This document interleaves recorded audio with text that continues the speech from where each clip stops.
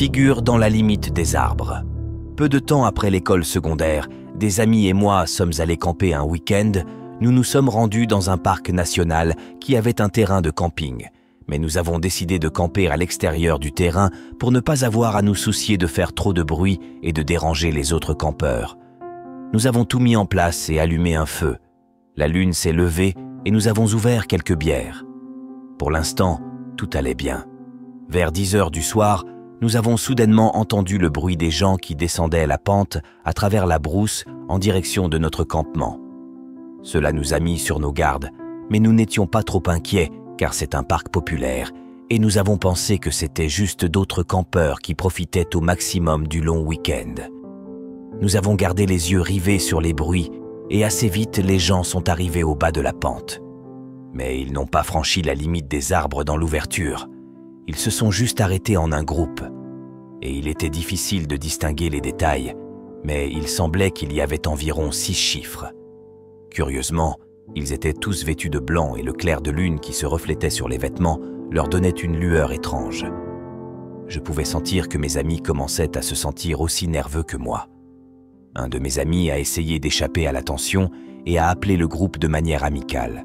« Salut, comment ça va ?» Ils n'ont pas répondu. Mon ami n'arrêtait pas de les appeler. Des trucs comme « On déguste juste des bières ici. C'est une belle nuit. Qu'est-ce que vous faites les gars ?» Ils n'ont toujours pas répondu. Finalement, l'une des silhouettes a émergé de la ligne des arbres et s'est dirigée vers nous. Il s'est arrêté juste au-delà de la ligne de notre feu et est resté là à nous regarder. Mon ami babilla pendant quelques secondes avec quelques plaisanteries nerveuses. Mais l'homme l'interrompit au milieu d'une phrase et lui demanda d'une voix basse et lente « Combien de temps resterez-vous ici ?» Il n'avait pas l'air amical. À l'origine, nous allions camper pour 2 nuits. Mais la situation m'a donné des frissons et j'ai répondu « Nous partons demain matin à la 1re heure. » Mes amis et moi nous sommes regardés d'un air d'accord et le gars n'a rien dit. Alors qu'il se tenait là à nous regarder, j'ai remarqué ses vêtements plus en détail. Comme je l'ai déjà mentionné, ils étaient tous blancs. Et la chemise était un maillot de baseball ample et uni fabriqué à partir d'un fin coton.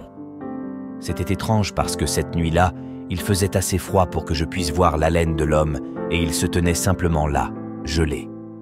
Je pouvais entendre les autres membres de son groupe se traîner derrière la limite des arbres. Finalement, l'homme reprit la parole.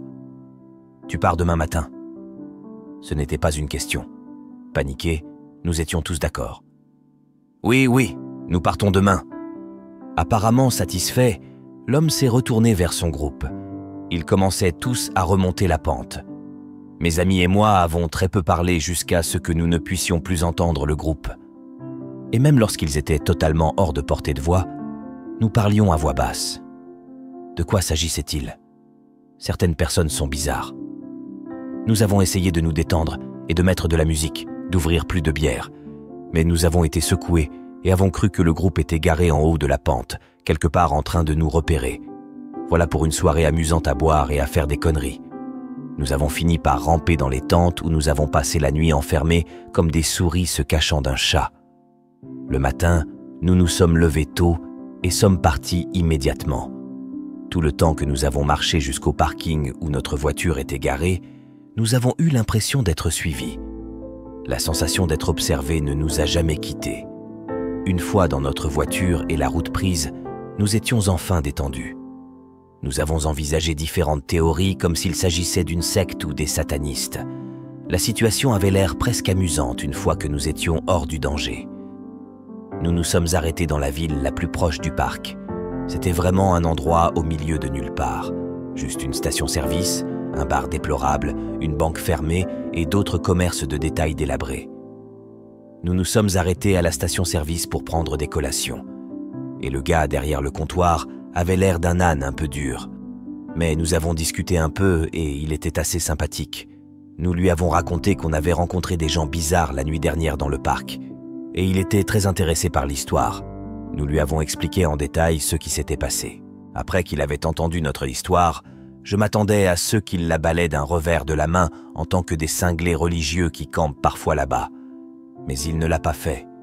Il s'est calmé et a plissé les yeux. Vous les enfants, vous avez eu beaucoup de chance hier soir, a-t-il dit, et c'était la partie la plus effrayante parce qu'il était un cow-boy. Et je pouvais dire qu'il était très sérieux. Nous avons payé nos achats et sommes retournés en ville pour ne jamais revenir. J'ai raconté cette histoire à quelques reprises, et d'autres viennent souvent avec des explications farfelues comme ces gens bizarres étaient des fantômes ou des hybrides extraterrestres ou des esprits aborigènes ou quelque chose du genre. Les vêtements blancs semblent faire trébucher les gens. Mais c'étaient de vraies personnes en chair et en os. Nous n'avons rien vu de paranormal chez eux. Une fois, je suis tombé sur une histoire similaire à celle-ci sur un forum. Cela s'est passé aux États-Unis, mais c'était presque exactement la même expérience. Envoyez-moi un message si vous avez une histoire à partager, et si vous avez aimé cette histoire, n'hésitez pas à aimer et à vous abonner. Chaque clic compte. Merci.